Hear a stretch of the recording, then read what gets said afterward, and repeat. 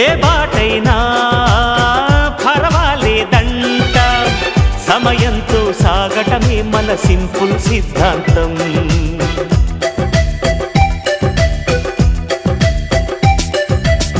చిరుగాలికి పరిమళమిచ్చే సిరిమల్లెల వనమై ఉందాం, గగనాన్ని నేలను కలిపే హరివిల్లుల బంతెన అవుదాం.